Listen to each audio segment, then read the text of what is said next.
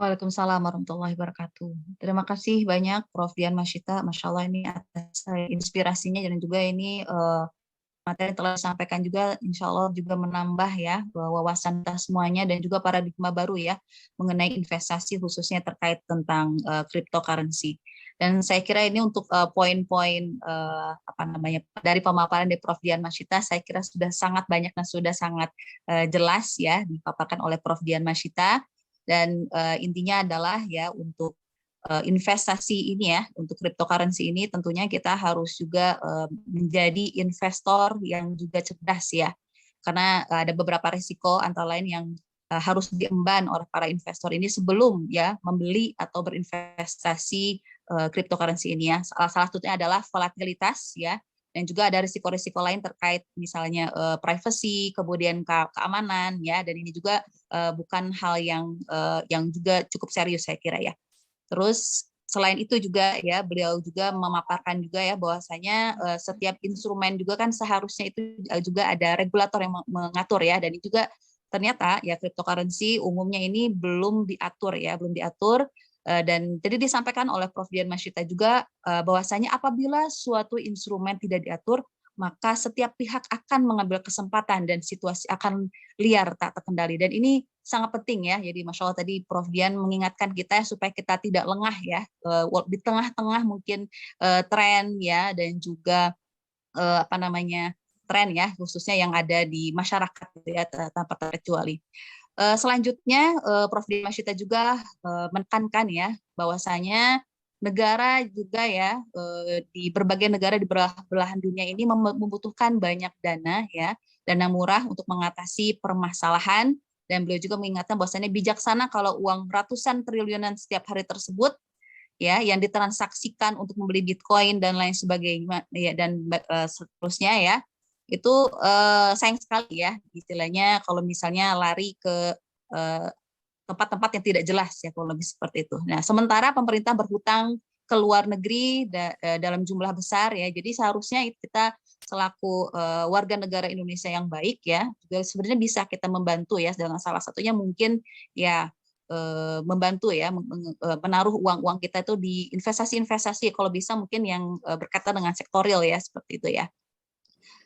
Kemudian ya yang lainnya juga ini juga ada tips saya berinvestasi dari Prof. Dian Masyita ini banyak sekali ya. Jadi kita harus mengenali profil dari kita sendiri bagaimana apakah kita itu risk averse ya atau mungkin ya suka dengan high risk ya dan seterusnya ya. Dan juga ini karena juga kita kaitkan juga dengan apa namanya paradigm atau dengan world view of Islam seperti itu ya bahwasanya uang itu harus apa ya dipikirkan ya sebagai salah satu amanah dari Tuhan ya kepada kita. Jadi kita harus sangat cermat untuk menggunakannya ya termasuk konsep rezeki dan juga keberkahan hidup ya. Jadi karena kita ingin apa yang kita dapatkan juga ya nanti dari hulu ke hilarnya itu juga bisa memberikan keberkahan ya. Kemudian yang tidak kalah penting juga Prof. Dian juga mengutip ya salah satu quote ya kalau tidak salah dari Bapak investor dunia ya dari Warren Buffett, jangan pernah menyimpan semua telur dalam satu keranjang yang artinya kita harus melakukan portofolio dalam berinvestasi. Baik, saya kira itu adalah poin-poin penting yang mungkin bisa kita apa namanya bisa kita simpulkan ya. Jadi ini termasuk juga ya ada beberapa pendapat juga terkait halal haramnya ya dari apa namanya cryptocurrency ini ya. Jadi itu hasil diskresi dari para ulama gitu ya, yang insya Allah itu sudah punya ilmu ya di sana gitu ya. Jadi insya Allah ini mudah-mudahan memberikan kita semuanya pencerahan ya dan lebih smart ya dalam berinvestasi.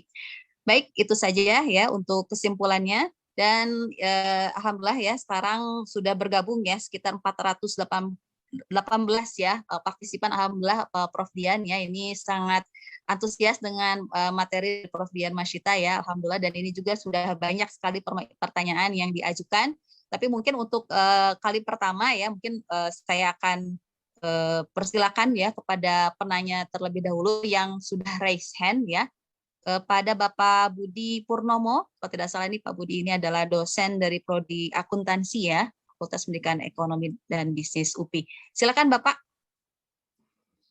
pertanyaannya. Ya. Assalamualaikum warahmatullahi wabarakatuh. Assalamualaikum. Ya, terima kasih Bu Rida sebagai moderator yang memberi kesempatan saya untuk bertanya. Salam kenal untuk Prof. Dian Masita, Prof. Salam kenal Pak Budi. Ya, terima kasih paparannya, Prof. Sangat menarik gitu ya. Nah, ini memang cryptocurrency lagi jadi semacam hot issue ya di kalangan milenial terutama. Ada beberapa hal yang ingin saya sampaikan, mungkin juga ada pertanyaan, Prof. Sebagai Muslim kita punya kewajiban untuk mempercayai sesuatu yang goib gitu ya. Tapi saya pikir bukan terhadap cryptocurrency ya, karena dia goib dan sangat sangat tidak jelas gitu ya, Prof. Nah, kalau itu saya pikir. Nah, tadi Prof mengatakan bahwa cryptocurrency itu banyak orang memandangnya sebagai suatu aset. Nah, kita tahu yang namanya aset itu seharusnya punya kriteria dia bisa mendatangkan manfaat di saat sekarang maupun di masa yang akan datang gitu ya. Nah, lalu bagaimana cryptocurrency yang pada dasarnya adalah merupakan uang, paling tidak diklaim oleh penciptanya sebagai uang, tapi kemudian tidak bisa digunakan sebagai alat pembayaran.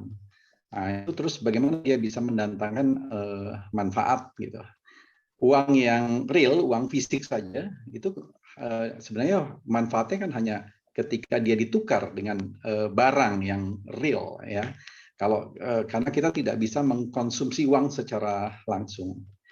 Yang kedua, Prof, saya kok cenderung 110% sangat tidak percaya ya bahwa cryptocurrency itu bisa menjadi storing value gitu. Kenapa? Karena ya saya nggak melihat di situ seperti yang tadi Prof sampaikan, tidak ada otoritas gitu, tidak ada otoritasnya ya. Bahkan produsennya tersebar gitu. Bahkan meskipun ada kontak langsung ya, saya belum tahu mekanismenya, tetapi seolah-olah ada misteri di situ antara produsen dengan orang yang membeli misalnya itu mungkin tidak saling kenal gitu ya. Bahkan penciptanya juga Prof tadi tuliskan sebagai orang yang misterius gitu. Ya itu bagaimana kemudian atau pertanyaan saya mungkin lebih tepat mengapa kemudian masyarakat masih percaya dan atau berharap dengan yang namanya cryptocurrency ini gitu. Yang ketiga, ini maaf agak banyak nggak apa-apa ya, mumpung ketemu pakarnya nih soal. Ya, Prof ya. Iya betul. Silakan Pak, singkat padat Pak. Ya, kalau saya bayangkan kalau ketika pertama kali ya atau di pasar sekunder sekalipun masyarakat ingin mendapatkan cryptocurrency, dia harus menukarkan valutanya dengan cryptocurrency. Berarti bagi pencipta cryptocurrency atau tradernya, berarti sebenarnya valuta itu masih berharga dong, Prof ya, gitu kan? Nah ini sekali lagi, lalu kenapa sih orang berpikir atau mau menukarkan valutanya gitu ya, yang jelas lebih real dengan sesuatu yang goib tadi ya, abstrak gitu. Dan mengacu pada kelemahan cryptocurrency yang tadi Prof Dian sampaikan gitu, saya sih memandang cryptocurrency itu sebagai instrumen spekulasi digital ya. Apalagi hanya mengandalkan ekspektasi model bisnisnya diisi oleh orang-orang yang berintegritas ya. Jadi kita seolah hanya mengandalkan nilainya itu terhadap orang yang berintegritas. Padahal kalau di dalam keuangan, ya saya ini orang keuangan tentu harusnya skeptis dengan integritas orang gitu ya. Orang baik sekalipun ketika dia ada di dalam sistem yang cenderung memudahkan dia korup atau dia berbuat curang, itu kemungkinan besar dia akan bisa jadi berbuat curang. Dan saya juga agak meragukan ya kalau cryptocurrency suatu saat bisa menjadi menggantikan dominasi dolar ya. Karena sepemahaman saya dominasi mata uang itu tidak berdiri sendiri, tidak hanya faktor ekonomi tapi dia harus didukung oleh kekuatan politik dan militer. Tanpa itu tidak ada mata uang yang bisa dominan. Dan di dalam mata uang itu berlaku doktrin tidak boleh ada matahari kembar gitu. Itu alasan mungkin kenapa Saddam Hussein Irak diinvasi oleh Amerika, karena waktu itu kan alasannya sebenarnya adalah karena Saddam Hussein berkeinginan untuk mengganti dolar sebagai mengganti dolar dengan euro ya sebagai alat pembayaran minyaknya. Ya mungkin karena minyak Irak strategis maka langsung diinvasi dengan alasan punya senjata pemusnah massal. Tapi beda dengan tadi Nicaragua atau yang mengklaim kripto sebagai mata uang itu mungkin karena dianggap terlalu kecil. Itu dulu Bu Rida, moderator. Terima kasih untuk kesempatannya. Assalamualaikum warahmatullahi wabarakatuh. Hatur nuhun, Prof. Waalaikumsalam. Ya, Waalaikumsalam warahmatullahi wabarakatuh. Terima kasih Pak Budi Purnomo, Pak Dr. Budi Purnomo ya atas pertanyaannya. Tapi mungkin kita akan tahan dulu ya, mungkin untuk para penanya ya. Insya Allah kita akan memberikan dulu mungkin sedikit mungkin hiburan ya untuk para peserta hari ini sebelum Prof Dian menjawab ya. Jadi mungkin kita kasih kesempatan dulu. Jadi untuk silakan kepada operator ya. Insya Allah ada sedikit break ya 5 menit dengan penampilan video dari mahasiswa Prodi Ilmu Ekonomi dengan Keuangan Islam. Selamat menyaksikan.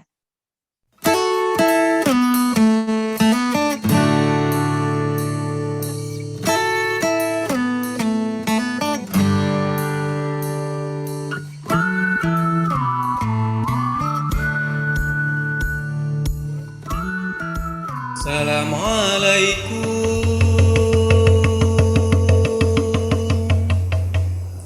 kamu ucapkan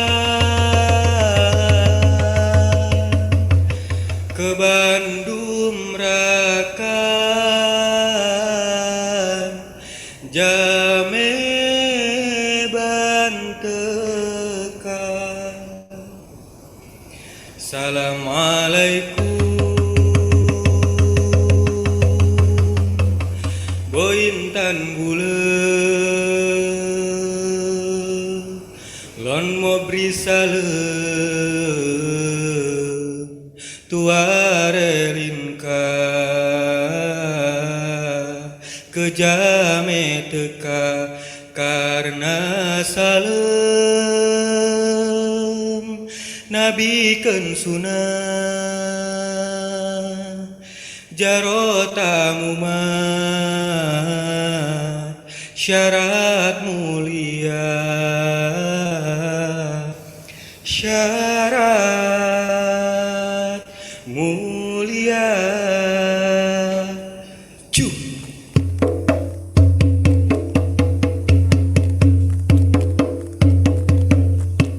oi oi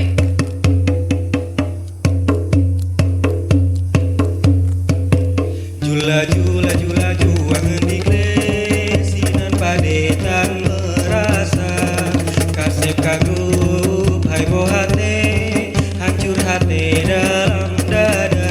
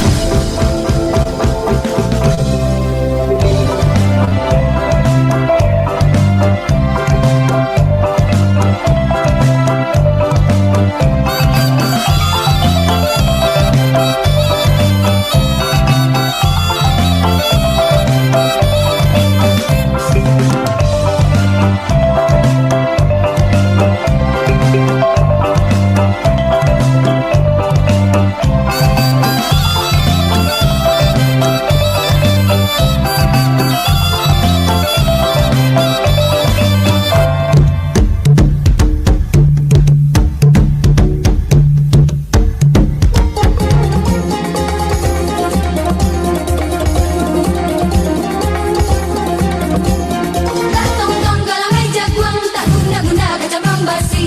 Dahulu balaki ajuang, kini balaki tukang padati. Oi tak tong-tong dalam meja buang, tak guna-guna kecambang basi. Ujang lapor berapa tenteng, dirasa satu indah marisi.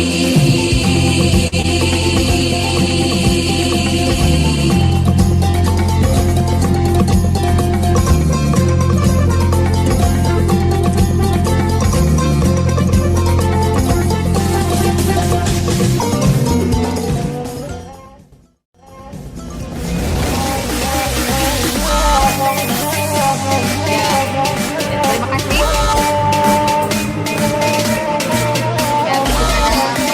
Ya, berikut ada perwakilan dari mahasiswa Prodi Ilmu Ekonomi. Ya, terima kasih moderator.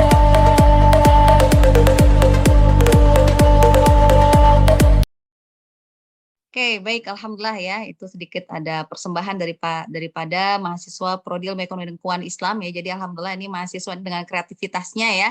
Juga selain mungkin belajar ya istilahnya untuk menggali kompetensinya, skillnya ya, hard skillnya ya, tapi juga teman-teman juga dari HIMA ya atau Himpunan Mahasiswa Ilmu Ekonomi dan Keuangan Islam juga berusaha untuk menggali potensi-potensi lainnya ya, talent ya. Salah satunya itu adalah mungkin dalam kesenian. Baik, dan tibalah kita pada saat yang ditunggu-tunggu saya kira oleh para peserta pada hari ini, yaitu sesi tanya jawab ya, dan mungkin untuk pertanyaan tadi yang sudah ditanyakan oleh Pak Budi Purnomo, kami persilakan kepada Prof. Dian untuk ditanggapi. Silakan, Prof.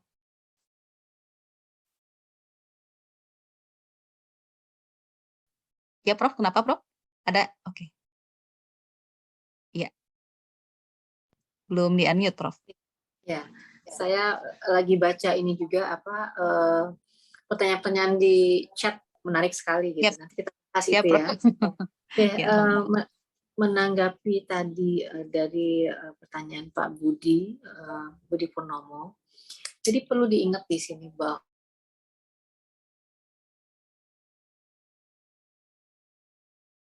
Halo, Assalamualaikum, kita sudah Prof. punya siapa yang membeli datanya. Anonimitas. Halo, ya. Apakah Agak sedikit tidak terdengar agak suara saya? sedikit putus-putus, Prof. Tadi sebentar, oke. tapi alhamdulillah sekarang sudah jelas lagi ya. Oke. Enggak, Prof. Makasih.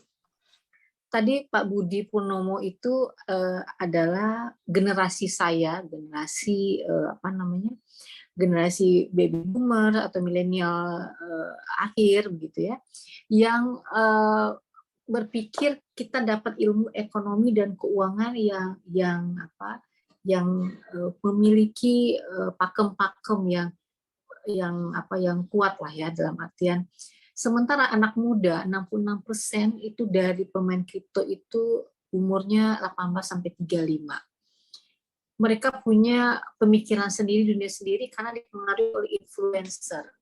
Psikologi mereka apalagi dengan hypes atau dengan flexing yang luar biasa yang ada di internet segala macam, mereka bisa dikatakan dicuci otak begitu, bahwa ada instrumen-instrumen yang powerful. Padahal itu ada psikologis. Nah, makanya ada naratif economics gitu ya, juga seperti itu. Pernah mendengar cerita bahwa bunga tulip itu di Belanda zaman dulu juga begitu ya, harganya naik. Sama juga dengan makanan-makanan yang hypes lah, yang ada yang dulu kita beli sampai ngantri orang 1000 untuk beli kuenya ini gitu, siapa? Kue cubit, Prof. Halo? Kue cubit bukan, Prof. Iya sedikit, Prof. Kue cubit bukan, Prof. Maksudnya tadi, Prof. Ya, yang dimaksud, Prof. yang mahal itu yang sampai ngantri 1000 orang gitu. Oh. Dan psikologis itu, ekonomi psikologis itu ada. Nah, coba bayangkan, karena belajar ekonomi Islam, ada uang sektoril yang bergerak. Saat sektoril bergerak itu banyak orang yang bekerja, banyak orang yang mendapatkan lapangan pekerjaan terbuka begitu. Ya, sektoril bekerja menghasilkan barang jasa berputar menghasilkan keuntungan, uang. Itulah profit. Nah, disebut bubble ini keuntungannya yang dikatakan Pak Budi itu goib ya, memang bagi kami goib gitu. Karena tidak ada sektoril yang berputar yang menghasilkan barang dan jasa. MLM pun yang akan bertahan, MLM yang zaman dulu itu yang menghasilkan ada barang jelas yang dijual gitu. Kalau cuma ngomong-ngomong ngambil downline, offline segala macam itu cuma sebentar juga kolaps karena itu ada ponzi scheme di situ. Nah, sekarang dengan teknologi ini dibikin masif, makin besar. Nah, dan bagi kami goib ini. Kenapa? Karena nggak ada sektor barang real, jasa yang berputar sebagai underlying-nya. Yang ada adalah kesepakatan banyak orang yang mau berjudi semua untuk menyepakati harga. Dan itu zero sum game. Zero sum game itu artinya bahwa saat ada orang yang untung besar, ada yang rugi besar gitu. Nah, lihatlah pola Squid Game itu. Tetapi promosinya luar biasa, seperti Michael Saylor itu ya, yang MicroStrategy mengatakan bahwa karena dia beli awal, dia mengaku beli di awal, gitu kan. Susah ya melihat orang anonymity ini terjadi di desentralisasi ledgernya. Tapi kalau orang membeli melalui Indodax, melalui Exchange Indonesia, tentu bisa diketahui siapa saja yang membeli gitu ya. Tapi saat membeli Bitcoin atau membeli kripto atau Ethereum Ethereum dan sebagainya, itu anonymity dengan ada kode-kode saja. Nah, yang tahu berapa orang yang mendaftar segala macam karena melalui pasar exchange rate Indonesia gitu. Nah, keluarnya berapa, tapi setelah itu yang dibeli yang mana itu di platform itu tidak dikenal. Nah, sehingga karena tidak dikenal, klaim-klaim itu bermunculan dan itu ada efek psikologisnya. Nah, jadi benar kalau ada yang menanyakan anonymity kok jadi tahu berapa orang. Nah, ini kan orang tebak-tebakan gitu kan. Nah, sekali lagi kalau kita belajar ekonomi Islam, kita belajar bahwa ada sektorial yang menjalankan itu. Ada multiplier efeknya kalau ekonomi berputar di sektorial. Nah, sektor bubble ini muncul apa? Ini masih bubble, masih gede, belum digembosin gitu. Karena memang tidak ada, dalam itu tidak ada apa-apa gitu. Nah, itu yang disebut dengan bubble. Dan pelajari apakah ini yang berbicara itu saya katakan tadi bisa dilacak semua penerima Nobel, penerima orang-orang yang ahli finance itu sudah worry terhadap ini. Gitu. Awalnya sih mereka abaikan karena terlalu kecil untuk perputaran uang dunia, gitu. Nggak akan inilah. Tapi masalah mental judi itu muncul luar biasa karena yang diceritakan itu good news semua. Dia nggak cerita. El Salvador itu cerita yang baiknya, tapi Western Union bisa menghemat biaya, iya. Tapi setelah itu apakah pada prakteknya, apakah tidak kesulitan mereka saat mencairkan uang? Berapa 0,00 sekian Bitcoin yang mereka beli, berapa yang mereka bisa terjemahkan atau mereka ganti untuk beli barang dan jasa di El Salvador itu sendiri? Ada yang mengatakan biayanya besar, coba dicek. Ya, jadi kayak transfernya ya, kalau exchange rate-nya itu berapa biayanya gitu. Ini jadi besar gitu. Nah, kemudian banyak hal-hal lain yang kita juga harus berimbang melihatnya. Bagi kami akademisi, case-case ini case yang perlu dipelajari, lesson learn-nya ada. Tapi pertanyaan adalah kalau kami risikonya nggak ada, lesson learn itu nanti kita pelajari, kita punya hipotesis sekarang, kita pelajari. Tapi kalau ada anak-anak muda yang sudah masukin uang, itu masalahnya. Masukin uang untuk berjudi begitu ya, dia nggak ngerti mekanisme di belakangnya, asymmetric information sangat tinggi terjadi dan mereka tuh sudah rugi, dan sudah rugi artinya tidak fun lagi melihat ini gitu, rugi dan untung. Tapi kita lihatlah nanti rugi dan untungnya mana, apakah mentality, kan tadi kan ada namanya ediknya itu, ada crypto ediknya yang muncul. Tiap hari, tiap sebentar buka kayak orang trading juga kalau misalkan digunakan untuk berjudi atau untuk hanya dapat capital gain saja, Anda tiap hari tidak akan lepas dari sini, tiap menit. Jadi HP crypto addicts, kita aja sudah bermasalah sama orang yang keranjingan buka TikTok, buka apa segala macam, wasting time kan waktu mereka. Belum lagi kalau ada uang yang dimasukkan dalam satu trading atau dalam satu apa yang diniatkan untuk cari keuntungan semata, gitu ya, nggak mau kerja, nggak mau apa segala macam, hanya mau prototin ini, berapa resource yang hilang. Kemudian saat Anda membeli itu ke luar negeri, beli kan tuh semua masih produsennya luar negeri itu, mau kripto mau apa, itu uang keluar, capital flight. Kita butuh uang berputar di Indonesia, mendanai kita semua gitu. Tapi kalau uang dibawa keluar itu berapa ruginya? Kalau dulu mungkin diabaikan oleh pemerintah. Tapi kalau seandainya benar data itu 800 triliun dan 11,2 juta itu investor rata-rata misalkan 5-10 juta pada main di situ, itu berapa uang yang keluar gitu. Nah, kalau di pasar modal Indonesia muter-muter aja uangnya, misalnya pasar modal lah, Anda trading apa, uangnya untuk bayar, uangnya berputar di Indonesia gitu. Mungkin kita nggak gitu concern gitu, nggak ada rugi atau untung saja kan. Tapi kalau sudah dibawa keluar dan di ini kan, itu capital flight itu merugikan makroekonomi kalau sudah angkanya besar. Nah, kalau kita lihat berapa RAPBN kita, berapa ribu triliun APBN kita, misalkan 3.000 triliun. Nah, kalau udah 800 triliun aja udah dipakai buat main kripto di luar gitu ya, kita itu shortage of funding di Indonesia. Nah, masa kita datangin funding lagi dari utang, datangin funding dari FDI, yang konsekuensi kita dijajah secara ekonomi gitu. Nah, jadi makroekonomi itu kita harus pahami. Nah, disitulah fungsi dari pemahaman syariah ini. Mudorotnya, maslahahnya itu tuh dipikirkan. Saat mengambil keputusan itu tidak hanya buat diri sendiri, tapi juga buat orang banyak. Nah, inilah yang nggak dipunyai orang-orang anak-anak muda, masih muda ya kali ya, hanya lihat untung saja. Nah, untung ini lari apa? Ya kalau udah itu goro, itu judi, itu sudah tidak barokah gitu. Dari perspektif orang yang percaya ya.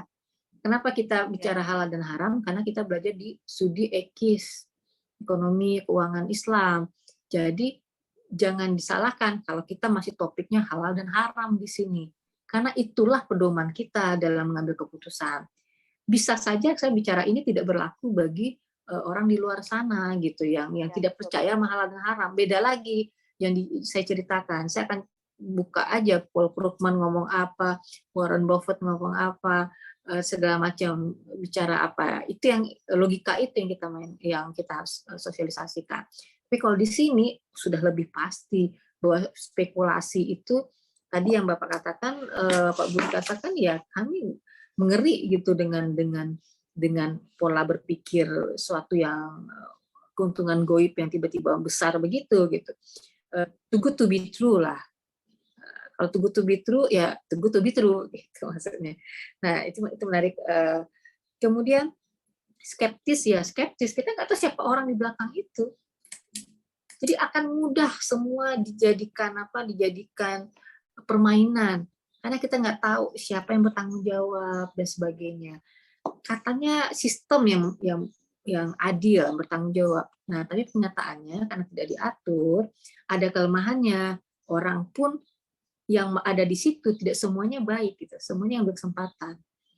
Nah, contohnya mana? Yang saya berikan contoh tadi. Jadi saya mencoba memberikan contoh yang berimbang dari yang diberikan oleh influencer selama ini gitu. Dan kita punya basic standar portofolio lah. Kita punya basic standar investasi. Investasi itu kalau kita sudah kebutuhan pokok kita semua sudah terpenuhi, basicnya. Jadi saya heran kalau orang mau investasi tapi dia belum punya rumah, anaknya masih sekolah. Kadang-kadang kita berpikir masa depan itu, ada kita yang harus sadar aja, di depan kita itu butuh orang makan, butuh orang sekolah, butuh kualitas hidup anak, makanan yang bergizi.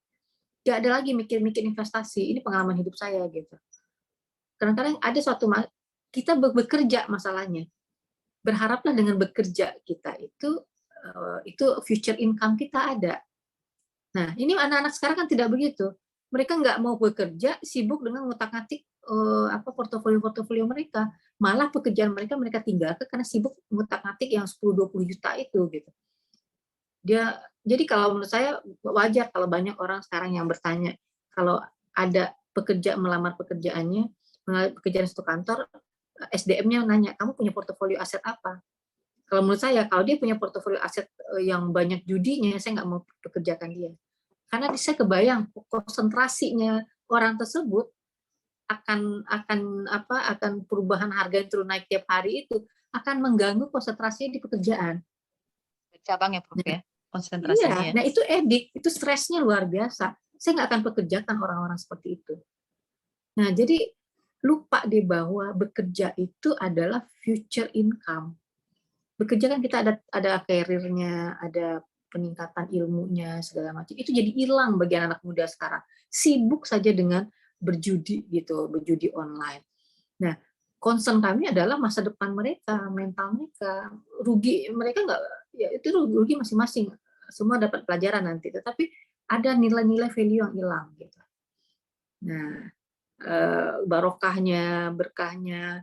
Jadi saat kita mengambil keputusan keuangan, itu sebagai muslim kita harus tanya barokahnya kemana aja gitu. Nah, kalau kita beli sayur kemahalan sedikit di pasar, kita tahu bahwa ada orang ibu-ibu jual sayur yang membutuhkan buat anaknya. Kemudian dengan ada pembelian barang kita, ada orang yang makan di sore nanti karena memang ada rezeki. Panjang begitu ininya multiplier efeknya. Nah, kok bisa ya anak muda sekarang berpikir terlalu mikir kaya raya dan sebagainya, dipikir mudah semua begitu ya. Nah, hype ini bubble ini memang dibuat sekarang menarik sekali dengan NFT-nya, dengan segala macamnya. Untuk barang-barang yang NFT yang monyet-monyet yang yang bagi saya, ya bagi kami yang umur-umur ini apaan sih gitu. Tapi ada yang bayar 1 juta, tapi hati-hati mereka bayar 1 juta, 2 juta itu kalau dikonversikan ke dolar segitu. Karena mereka bayarnya pakai apa? Pakai Bitcoin. Yang mereka punyai saat Bitcoin itu masih harga $1. Pada saat sekarang mereka sudah punya 10.000 atau 200 Bitcoin segala macam, murah dong bagi mereka untuk membeli barang tersebut begitu. NFT kan sama-sama di platform blockchain semua begitu. Kan nggak semuanya juga dirupiahkan atau didolarkan gitu. Jadi psikologinya dimainkan sedemikian untuk menciptakan ekosistem yang besar. Nah, saat ekosistem yang besar itu akan membuat ini jadi seperti masa depan begitu. Nah, tinggal tunggu nih pemerintah seperti apa responnya terhadap ini. Terkadang dulu pemerintah mungkin tidak terlalu ini kan karena masih too small to effect gitu, to give impact gitu ya, terlalu kecil untuk jadi impact gitu. Tapi sekarang mungkin kalau besar ya too big to ignore gitu. Jadi harus diurus lah karena penipuan-penipuan di balik itu juga banyak. Jadi bedakan orang yang memanfaatkan cryptocurrency ini, itu yang kita takutkan untuk ambil keuntungan, untuk dan sebagainya. Karena namanya portofolio, dia bisa jadi bagian portofolio dari suatu asuransi, dia bisa jadi bagian portofolio dari berbagai macam ini, nah itu berbahaya. Sementara karena volatility-nya tinggi, dan itu unsur judinya ada. Dengan adanya halal dan haram dari fatwa MUI ini, membuat orang berpikir bahwa saat salah satu cryptocurrency dijadikan salah satu portofolio investasinya yang sangat tinggi, itu orang berhati-hati gitu. Karena sebenarnya itu bubble. One day itu akan merugikan banyak pihak. Tadi saya katakan future is uncertain. Masa depan pun kita nggak tahu. Saya bicara begini based on historical ilmu saya, historical pengalaman hidup saya sepanjang ini begitu. Nah, kita sudah melihat asam garamnya yang mungkin berbeda perspektif kita dengan anak muda sekarang yang berumur 18 sampai 35 yang jadi investor kripto. Nah, inilah wisdom inilah yang kita harus tularkan hanya untuk sebagai penyeimbang berita-berita mereka. Jangan sampai mereka itu kan anak-anak kita juga kan, anak saya juga umur 18, 19, 20 tahun begitu. Anak-anak yang sedang mencari tahu, mudah terpengaruh. Nah, kita berikanlah informasi berimbang dari perspektif macam-macam. Mau ngomong nggak syariah, saya bisa jelaskan. Mau ngomong syariah ya kita ada fatwa-fatwa MUI yang dijadikan pegangan gitu. Adalah logika-logika keilmuan sebagai pijakan mereka untuk memikirkan apa itu makna investasi, apa itu makna uang, bagaimana mekanisme uang itu jalannya di dunia kehidupan sehari-hari seperti apa gitu. Gak mudah orang kaya raya. Pada saat semua orang pada menyerbu ke sana, kalau dilihat dari mekanisme pasar persaingan sempurna, keuntungan itu hanya tipis. Nah, monopoli yang bisa membuat untung besar, tapi monopoli ini siapa? Jadi hal seperti itu, mekanisme pasar, sebagainya kita harapkan anak Islamic economic dan keuangan ini tuh paham dan bisa memahami bagaimana mekanisme keuangan ekonomi itu bekerja, gitu. Bagaimana global picture-nya bekerja dan bagaimana psikologis orang terhadap pandemi ini. Orang stres, orang hanya banyak di kamar, membuka handphone, dan sektor real tidak berputar. Nah, inilah kesempatan semua informasi yang tadi itu negatif-negatif pun ditelan dan terpengaruh. Orang menciptakan pasar-pasar penipuan dan luar biasa, dan skalanya diangkat jadi global, besar, dan ini jadi sekarang. Orang percaya karena banyak. Nah, orang lupa bahwa bubble itu ada begitu. Jadi seperti itulah. Sekali lagi mengenai perkembangan, kita bukan anti perkembangan. Kita bukan anti teknologi. Blockchain itu mungkin memberikan banyak, tapi kita harus pelajari juga mana yang membawa manfaat, mana yang tidak. Jadi jangan berhenti belajar teknologinya, jangan berhenti belajar AI-nya, jangan berhenti belajar machine learning-nya, jangan berhenti mengenai belajar blockchain-nya, tapi kenalilah mana yang substansi ekonomi, mana yang substansinya itu hanya goror, spekulasi, judi, itu dibedakan. Kemudian harus tahu juga bahwa sektor real inilah yang membuat multiplier efeknya. Kita makan karena ada orang yang bertani, kita makan karena ada orang yang memasak, kita makan ada orang yang menjual sayur, menjual apa segala macam. Kalau orang semua mainnya hanya membuang waktu berjudi, dan anak muda kita itu adalah tempat kita menggantungkan diri saat kita pensiun nanti. Piramid kita itu kita dapat bonus demografi. Pertanyaan bonus demografi itu bisa jadi positif bagi kita kalau semua orang-orang muda itu produktif, bisa jadi neraka bagi kita kalau mereka itu stres, mereka mental health mereka terganggu dan mereka tidak produktif. Dan mereka tadi banyak ilegal terjadi karena mereka berjudi, akibatnya nolong banyak, keamanan kita terganggu, kriminalitas banyak di sekitar kita karena orang berjudi begitu. Yang di mana-mana nonton film, Anda lihat nggak ada orang yang kaya dari berjudi. Nonton film Molly's Game, nonton film A20 yang ada gambar kartu 20. Itu semua mengatakan mau apapun, mau pinter kayak apapun, kalau berjudi di satu putaran film itu pasti di ujungnya dia akan susah dan sengsara. Film apa saja, mau film Hollywood, mau film Chinese. Nah, tapi mental judi itu ada di banyak orang sekarang. Nah, inilah yang menciptakan pasarnya. Anonymity, orang berbuat jual drugs, jual apa, kemudian orang menghindari pajak dan sebagainya, itu terjadi banyak. Dan blockchain ini dengan cryptocurrency ini memfasilitasi mereka. Nah, inilah yang pertanyaannya adalah apakah kita mau ngambil dapat keuntungan karena memang ada pasarnya, orang-orang yang seperti itu terakomodir pasarnya dengan adanya cryptocurrency ini, dan kita bagian dari itu, kita part of itu. Nah, jadi pertanyaannya, ya orang untung saya rugi Bu, percayalah rezeki itu nggak akan ketukar gitu, as long as kita. Nah, percaya itu kan sangat personal sifatnya. Percaya bahwa rezeki Allah yang menentukan, percaya seperti ini, itu yang personal sifatnya. Tapi kita bagi yang believers, bagi yang percaya, itu sudah ada hitungannya begitu. Nah, tapi bagi yang nggak percaya, memang harus ada logika yang harus diajarkan. Mungkin itu Bu Lida, semacam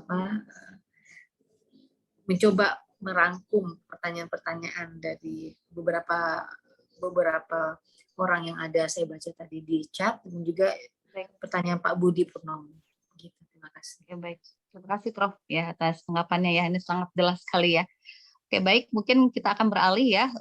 Sudah tadi karena sudah dibahas ya, tadi ada materi, mohon maaf, ada pertanyaan ya. Barangkali nanti kita berikan juga kesempatan kepada nih Mas Fadel Muhammad ya, yang sejak tadi sudah ini on cam. Silakan Mas Fadel, disebutkan asal institusinya juga ya. Silakan singkat dan padat juga ya pertanyaan itu. Terima kasih.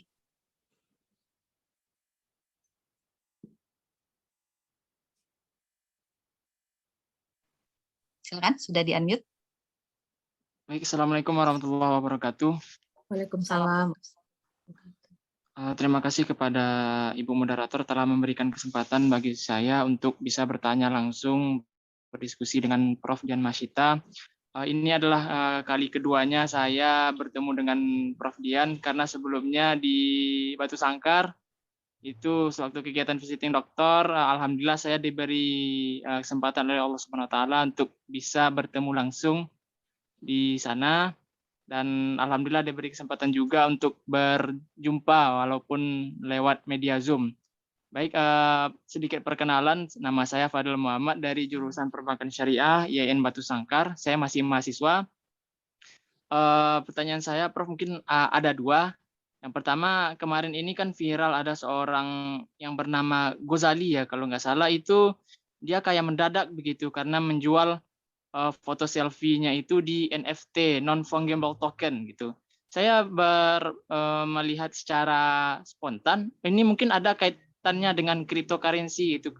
Karena ada unsur-unsur kayak mendadak begitu, Prof. Mungkin pertanyaan saya yang pertama itu adalah apakah ada atau apa korelasinya begitu antara NFT itu dengan cryptocurrency.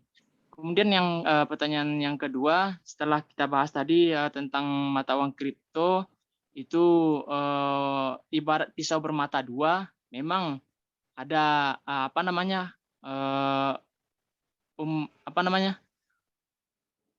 ibaratnya itu tawar menawar yang baik begitu kan. Akan tetapi ada kerugian yang sangat besar yang ada jika dilaksanakan ataupun menggunakan cryptocurrency itu sendiri, ibaratnya pisau bermata dua gitu. Kemudian yang ingin saya tanyakan, Prof, dari apa yang saya baca itu, saya pernah membaca sebuah hadis dalam sebuah buku, akan datang masa di mana tidak ada yang bernilai begitu selain emas gitu dan perak begitu, Prof. Jadi kalau seperti hadis itu meramalkan, artinya mata uang yang ada pada saat sekarang ini, yaitu mata uang fiat dan juga mata uang kripto ini yang lagi booming itu berpotensi tidak berlaku sepanjang zaman gitu. Artinya dari hadis itu telah diramalkan begitu bahwasanya tidak ada yang bernilai begitu selain emas dan perak. Jadi mungkin minta pendapat juga dengan Prof, atau bagaimana pandangan Prof tentang masa di mana tidak ada yang bernilai begitu, Prof, dan hanya emas dan perak saja yang berlaku. Mungkin hanya itu dua pertanyaan saya. Terima kasih atas kesempatannya, Ibu Moderator. Assalamualaikum warahmatullahi wabarakatuh. Waalaikumsalam warahmatullahi wabarakatuh. Terima kasih Mas Fadel atas pertanyaannya. Tentunya jauh-jauh dari Sumatera ya bertanya. Alhamdulillah nyampe di sini. Baik, terima kasih kepada Prof. Dian Masyita. Barangkali ingin ditanggapi, silakan.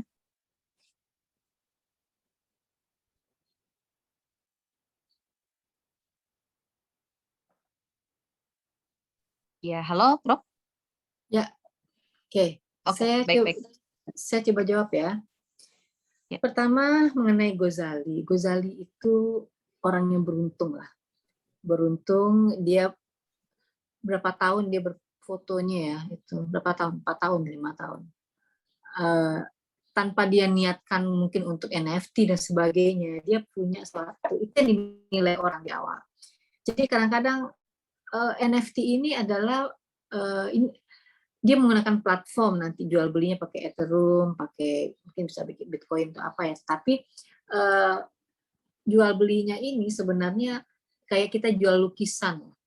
Lukisan, ada lukisan itu yang bisa dipegang fisik, atau juga lukisan gambar yang digital. Nah, kalau saya sebenarnya NFT ini hanya semacam bunga-bunga untuk menciptakan ekosistem, penggunaan ekosistem Bitcoin, cryptocurrency supaya lebih semarak gitu. Jadi menarik orang untuk join dan sebagainya untuk bermain di cryptocurrency. Nah, Gozali ini bisa dibilang kita tunggu saja apakah ada orang yang beruntung kedua, ketiga, keempat dari Indonesia, kan begitu ya. Jadi dia anak muda yang punya foto yang bagi kita mungkin konyol, tapi orang yang membayar dia itu adalah membayar ketahanan dia itu untuk mencoba konsisten mempunyai foto itu. Kalau Anda melakukan itu sekarang dan mencoba lagi, belum tentu Anda akan dibeli di 5 tahun 10 tahun yang akan datang gitu. Jadi ini suatu penghargaan terhadap konsistensi orang dan menggunakan platform digital, dan orang-orang di dalam platform ini berusaha menciptakan platform itu sebagai suatu tempat dunia baru mereka lah. Ada transaksi di sana dan sebagainya. Nah, menggunakan platform. Kalau saya melihat nanti di luar itu tempat berjudi ya, orang harga dan segala macam, bisa-bisa NFT, cryptocurrency itu seperti koin-koin dalam game itu gitu. Tapi gamenya mungkin lebih luas ya. Hanya di sekitar itu saja. Dia tidak terlalu mengganggu di mana itu, dan ini hanya terisolasi misalkan di arena games komunitas itu saja. Jadi mau beli NFT hanya bisa melalui kripto ya, mungkin orang beli kripto masih cukupnya untuk bisa bermain di NFT gitu, tapi tidak langsung jadi currency yang benar-benar mau, istilahnya tadi yang Paul Krugman bilang crusading gitu, perang salib gitu untuk mempertahankan Bitcoin supaya jadi pengganti dolar. Yang kata Pak Budi Purnomo itu ya nggak mungkin lah, too big to be true gitu, too good to be true, sorry.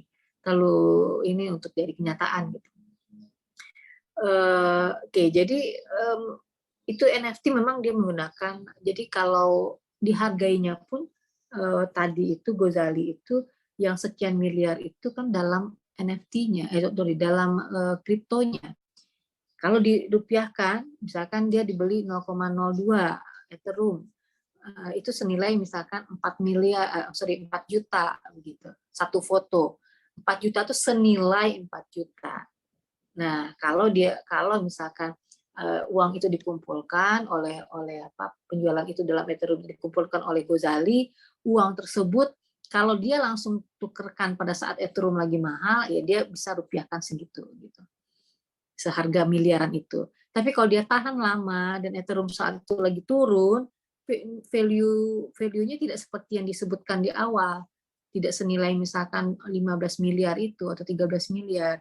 Bisa saja pas dirupiahkan saat Ethereum-nya lagi turun, dirupiahkan lebih kecil daripada itu. Nah, jadi penjualannya itu menggunakan kripto.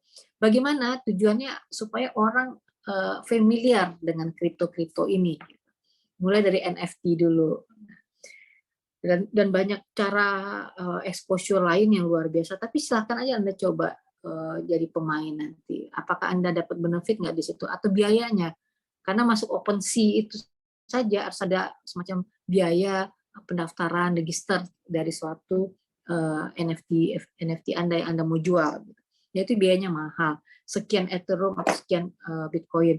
Apakah anak-anak yang punya pendapatan gaji 10-20 juta akan mau register dengan angka sekian gitu. Jadi ini permainan orang-orang kaya yang sudah punya uang besar, yang punya modal besar, yang akan menggunakan jutaan orang Indonesia yang masing-masing punya 10 miliar yang akan tersedot nanti uangnya gitu. Nah, itu kayak paus ngemakan ikan-ikan kecil kan, kalau di trading kan begitu. Ada paus, ada bandar, ada ikan kecil. Nah, saya nggak mau Anda tuh jadi ikan kecil yang stres, mau bunuh diri, mau kayak gila hanya karena Anda hanya bagian kecil dari hiu-hiu yang besar yang lagi berperang sekarang, yang cari untung besar gitu. Nah, yang dicontohkan tuh yang kayak kaya banget kan, makanya harus jadi sultan-sultan gitu untuk bisa bermain di sini. Nah, itulah yang dijual gitu. Oke, itu menurut saya. Kemudian hadis tadi mengatakan bahwa ini hadisnya juga bisa dikatakan apakah sahih atau dhaif gitu ya, dipastikan dulu. Kedua, bahwa dunia ini turun naik. Kalau baca buku Rise and Fall-nya Ibnu Khaldun, kita tahu kita tuh ada di mana, di bawah kah, gitu, naik segala macamnya. Rise and Fall itu panjang. Kita hidup, kalau saya hidup misalkan periode dari 75 mungkin sampai berapa tahun nanti, periode saat itu mungkin Muslim itu agak turun gitu. Tapi kita nggak tahu 200 tahun lagi Muslim ini mengalami kejayaan, kita kan nggak pernah tahu.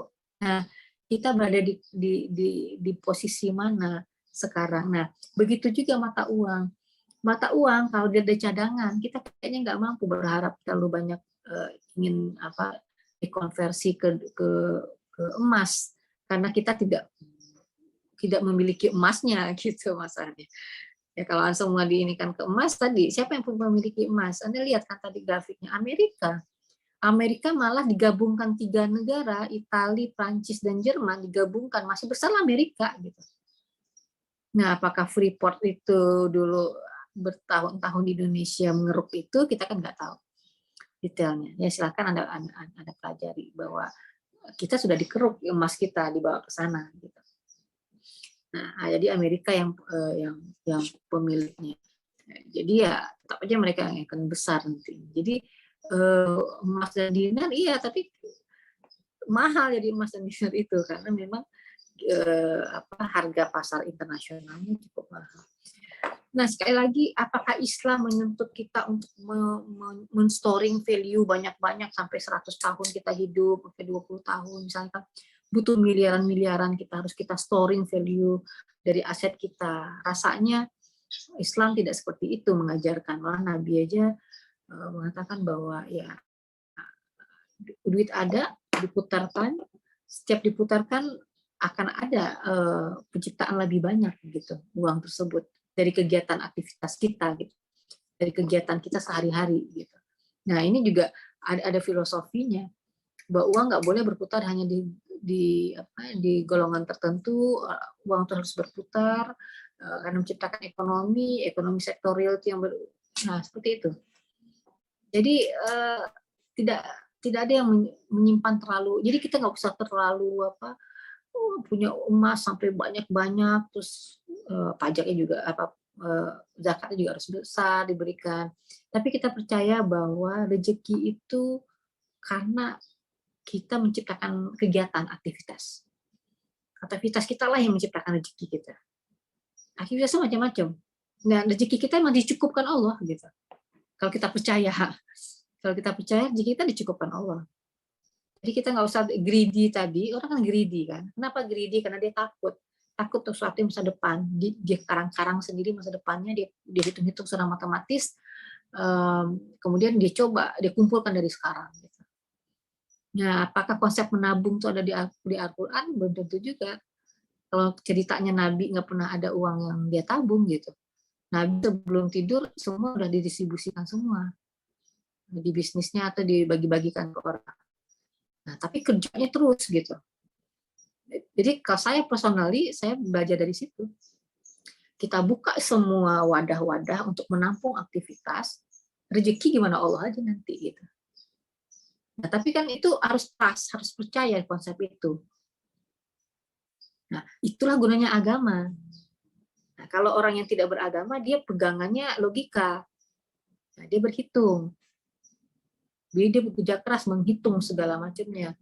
Karena dia tidak percaya ada kekuatan invisible hand yang akan mengatur hidupnya. Gitu.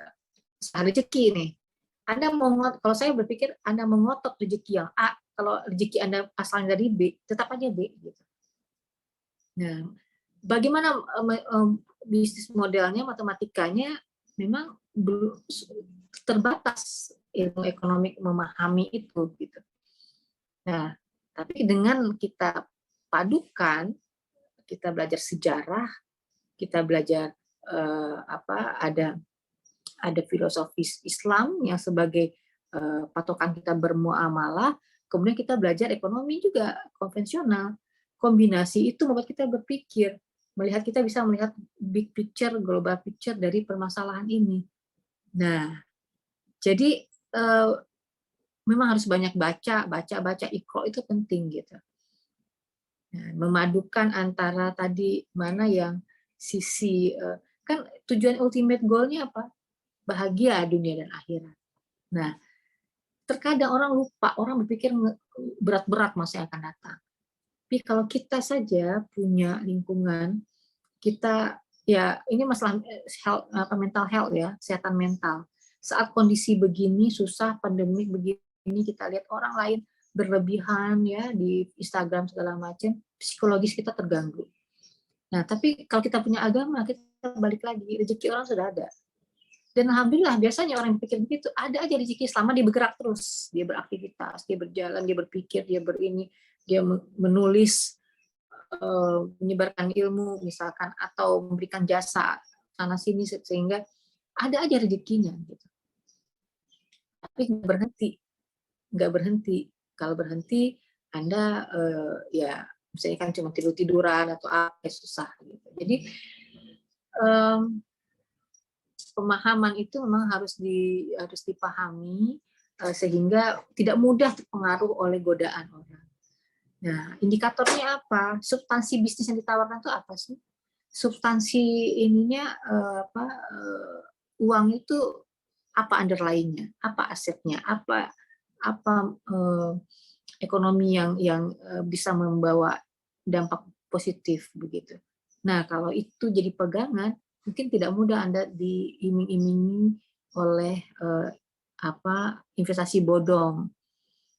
Nah, pertanyaannya kalau dia bank itu kan butuh uang sebenarnya untuk memutarkan uangnya. Dia butuh apa? Butuh orang yang meminjam sehingga value di-create ya. Kalau ada suatu bisnis yang katanya menguntungkan itu butuh uang, kenapa nggak ke bank saja? Kenapa harus ke kita gitu? Kenapa? Karena bank itu punya ahli-ahli keuangan yang nggak gampang ditipu. Kecuali kalau mereka memang berniat fraud. Tapi kalau Anda yang anak-anak muda bisa minta sama orang tua, investasi segala macam, bisa dipengaruhi. Nah, ini yang kadang-kadang memang harus belajar banyak mengenai filosofi basic dari investasi itu. Nah, investasi itu punya filosofi basic. Nah, banyak-banyak membaca dan juga menggunakan common sense dan juga ilmu lah untuk bisa paham. Nah, bukan berarti saya mengatakan bahwa hal-hal yang positif yang coba dilakukan oleh orang menggunakan teknologi ini jadi negatif, enggak. Tapi bagi orang yang percaya, dia sangat hati-hati karena rezeki ini karena begini, pada saat Anda untung besar, uang Anda tuh dari siapa sebenarnya? Dari kerugian-kerugian orang yang dirugikan, ya kan? Apakah enak makan dari keuntungan yang ada orang yang menangis atau membunuh diri karena kalah gitu? Nah, itu aja logikanya. Karena saat Anda bermain instrumen itu, nggak ada aset atau bisnis yang berputar yang real sebenarnya menciptakan profit itu. Terus dari mana profit Anda gitu? Misalkan main kripto lah, mana bisnis yang jalan yang menghasilkan profit sehingga Anda berhak mendapatkan keuntungan itu? Nggak ada. Berarti uang itu adalah kumpulan pool dana dari orang rame-rame, pas lagi harganya naik, terus ada orang yang punya banyak, terus jual. Orang yang beli dari 2.000, kemudian ada dia posisi di 60.000, ini saatnya dia menjual, terus dia jual. Anda baru beli ini di 50.000. Saat ada aksi jual, otomatis yang lain ketakutan menjual, takut ada berita apa segala macam, menjual. Nah, Anda beli 50.000, sekarang uang Anda tinggal 2.000, seperti Squid Game kemarin. Berarti orang yang untung besar yang 60.000 tadi mengambil resource kecil-kecil tadi untuk ditumpuk sama dia dan dia cairkan di waktu yang tepat. Disitulah mereka dapat untung. Nah, jadi karena memang nggak ada. Kalau Anda misalkan untung nanam beli saham di Unilever atau beli saham di perusahaan Astra misalkan, ada properti Astra, ada mobilnya yang dijual Astra, ada. Jadi kalau profit itu untung itu bisa dari karena orang melihat ada profit dari sektoril yang jalan, yang didanai. Ini kan nggak ada. Jadi jangan salah, Anda dapat untung dari orang yang menangis sampai membunuh diri di bawah itu. Nah, apakah kita nikmat mendapatkan untung itu? Gitu. Hanya cepet-cepet siapa yang duluan action jual gitu, untung besar gitu. Terus dia bahagia dan dia menikmati uang itu. Padahal setelah itu ada orang yang nangis, yang bunuh diri, yang pakai pinjol ini karena iming-iming keuntungan besar yang dibuat oleh influencer-influencer itu. Nah, ini yang saya bukan lihat uangnya, tapi saya lihat mental, kesehatan mental yang luar biasa karena crypto addict ini. Jadi concern adalah crypto addict yang membuat kita jadi tidak produktif bekerja, karena bekerja pun sudah jadi tidak ada untungnya karena ngebayangin tiap hari hanya memprototin harga-harga saham tiap menit itu. Makanya tadi itu ada crypto addict itu ada irritation, isolation, bunuh diri, macam-macam tadi 6 poin itu. Kemudian uang, kalau kita beli kripto itu masih produk dari luar, uang kita keluar, capital flight, itu yang saya worry juga. Ekonomi kita butuh uang loh, kita butuh FDI loh, foreign direct investment, kita butuh hutang loh, hanya untuk membuat ekonomi berputar. Nah, uang sudah ada, kita bawa keluar, itu juga secara makro mulai signifikan sekarang. Kemudian juga mengenai ekonomi bubble ini. Nah, ini bubble yang one day meletus, terus yang dirugikan tuh orang-orang yang nggak berdaya. Itu yang kita takut. Kalau orang-orang kaya yang uangnya berjudi terus kena lagi, nggak masalah, itu urusan lain. Tapi kenyataannya sekarang kita punya 11,2 juta investor, paling yang kaya itu mungkin 100 orang, yang uang itu jadi seperti Mark Cuban bilang, uang yang dia mainkan situ, uang yang dia ikhlasin kalau itu rugi gitu. Tapi sisanya siapa? Orang yang ingin dapat untung dari situ, yang pemahamannya belum kuat tapi diiming-iming oleh untung besar. Nah, ini penyakit yang akibat judi itu yang ditakutkan di era digital ini.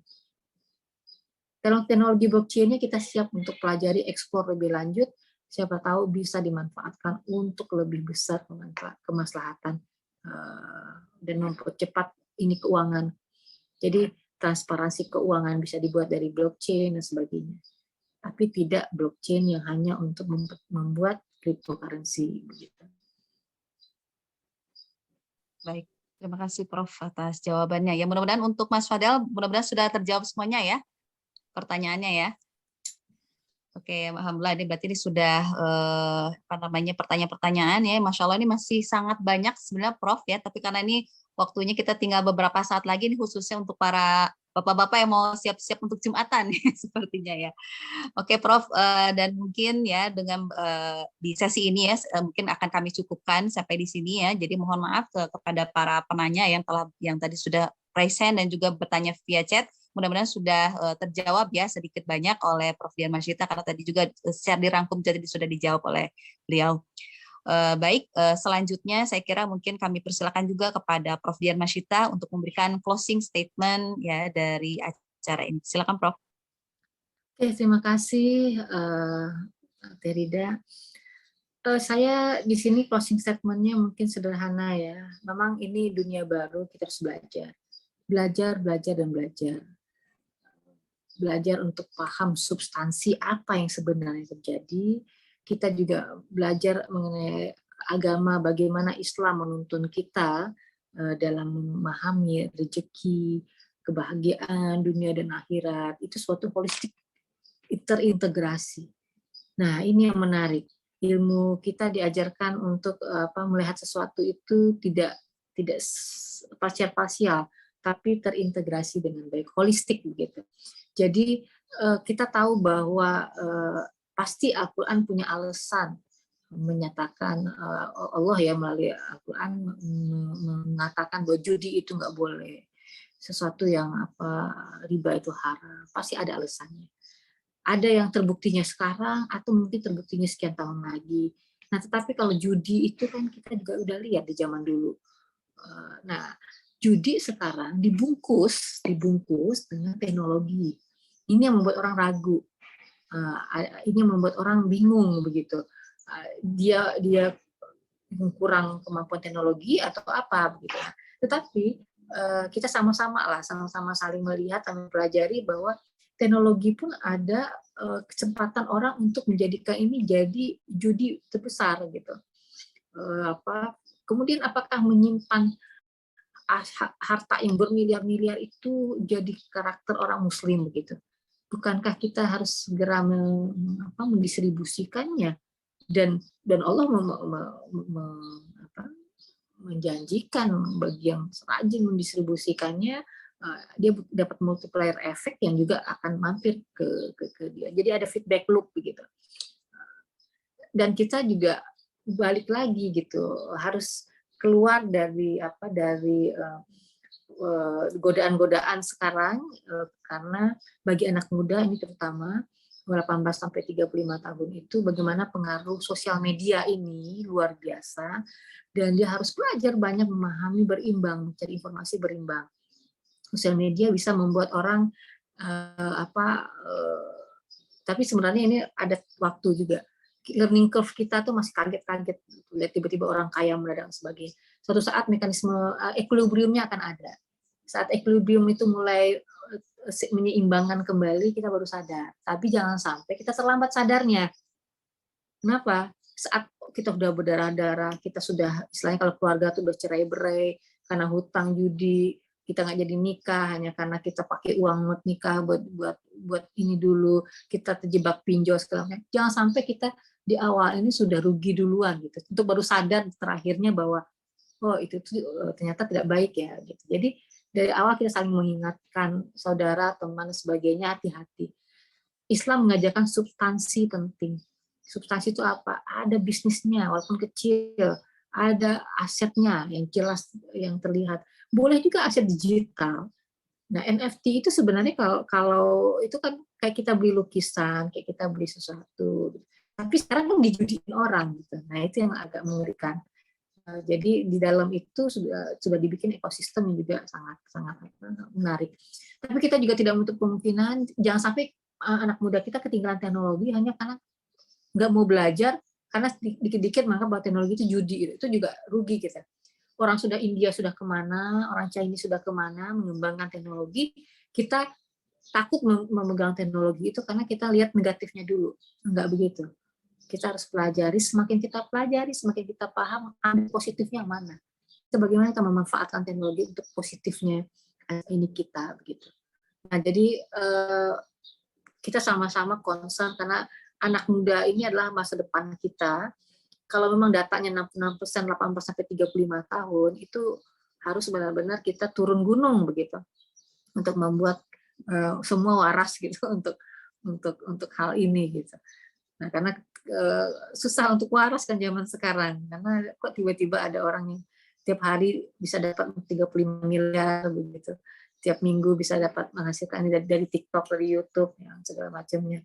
Just happen gitu, itulah dunianya sekarang. Jadi bagaimana kita menyeimbangkan, membuat kondisi itu cocok bagi kita, mana yang perlu kita ikhlaskan orang-orang lain untuk bisa kaya raya dengan cepat, mungkin juga mereka punya waktunya juga, dan kita percaya Allah betul segalanya.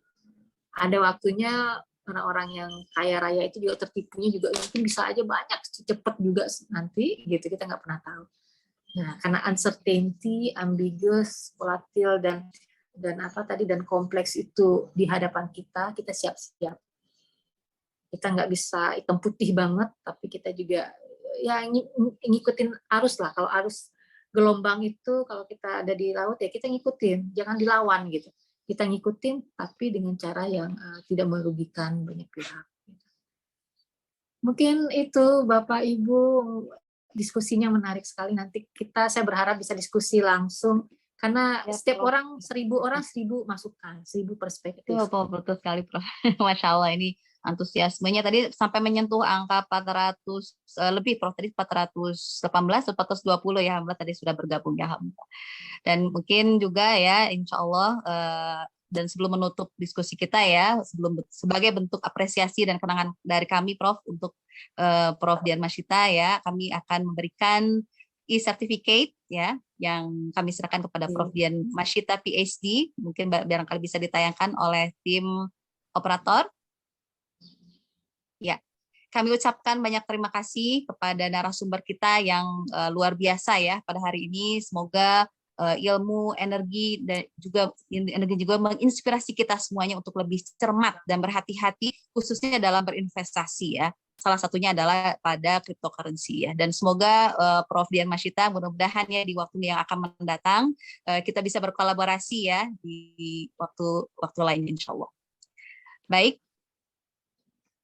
Dengan berakhirnya sesi tanya jawab kita pada hari ini ya, saya selaku moderator pada hari ini mohon maaf atas segala kekurangan, dan saya juga berharap kepada para narasumber, mohon maaf kepada para partisipan juga untuk juga semakin semangat ya untuk berinvestasi di investasi-investasi yang tepat ya, seperti itu.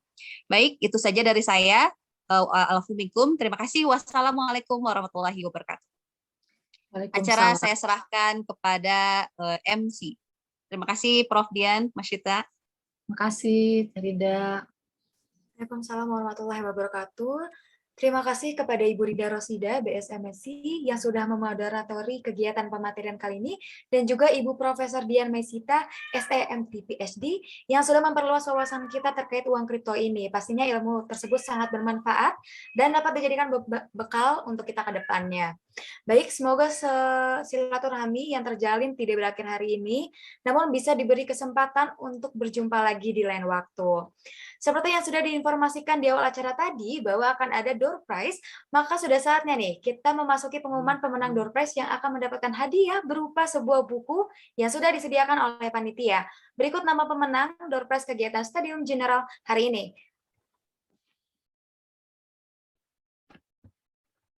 Baik, saya ucapkan selamat kepada peserta terantusias, ada Indri Ratnasari, dan juga penanya terbaik ada Bapak Budi Purnomo, Mas Fadil Muhammad, dan juga Mas Sultanul Aula. Saya ucapkan selamat sekali lagi kepada para pemenang. Silakan untuk mengonfirmasi hadiah kepada panitia. Semoga hadiah tersebut dapat bermanfaat bagi para pemenang. Dan juga diinformasikan kepada seluruh hadirin untuk tidak lupa mengisi absensi kehadiran yang akan diinformasikan oleh panitia, yang sudah diinformasikan oleh panitia melalui fitur chat, agar para partisipan dapat mendapatkan e-certificate melalui email masing-masing. Hadirin yang saya hormati, tibalah saatnya kita sampai pada penghujung acara ini, yaitu penutup. Sebelum menutup acara, marilah kita mengucap syukur alhamdulillah atas kelancaran acara yang sudah berlangsung dari awal hingga saat ini. Marilah kita tutup studium general ini dengan membaca kafaratul majelis. Subhanakallahumma wa bihamdika asyhadu an la ilaha illa anta astaghfiruka wa atubu ilaik. Alhamdulillah, alamin. Sebelum berakhir acara, kurang sempurna apabila kegiatan ini tidak diabadikan dalam sebuah potret foto. Maka dari itu, dipersilakan kepada seluruh partisipan yang hadir dapat mengaktifkan kameranya, karena sesi foto ini akan dipimpin oleh operator. Kepada operator, dipersilakan.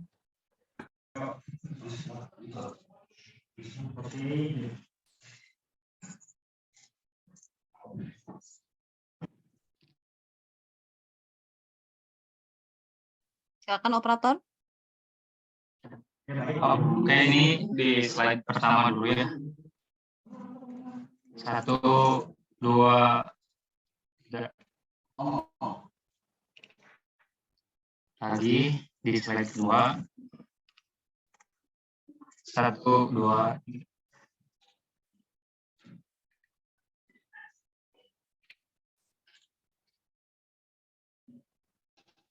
Kayak mungkin udah ya segitu dari untuk sesi foto.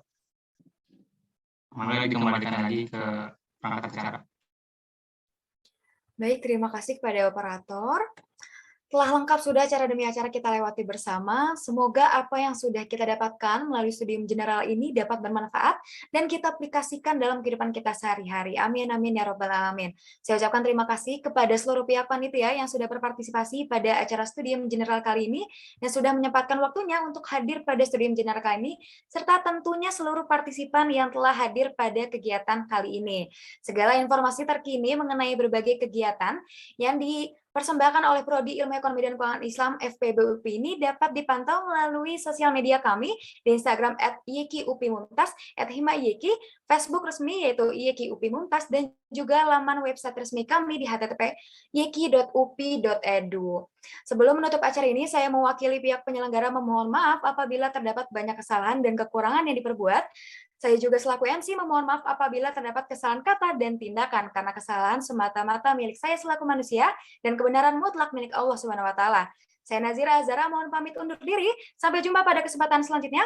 Wassalamualaikum warahmatullahi wabarakatuh. Waalaikumsalam warahmatullahi wabarakatuh. Waalaikumsalam. Salam. Atunum Prof Dian Masyita. Ya, terima kasih Izin, Prof. Liz. Prof bisa Terima kasih. silaturahim lagi. Terima Atunum, kasih Pak. Prof Dian. Terima kasih. Tolong di-share ya ke mahasiswa semua yang Ya, Prof. peserta Siap. dari Insyaallah, PPT. insyaallah, Prof. Ya, siap, Ya, Prof. insyaallah. Ya, ini most wanted Prof ini PPT-nya, Prof. Terima kasih, Prof. Terima kasih Bu Betul, Aas. Sampai ketemu lagi Sama-sama Pak Prof Ipan. Dian. Kita tetanggaan ya sama di Bandung.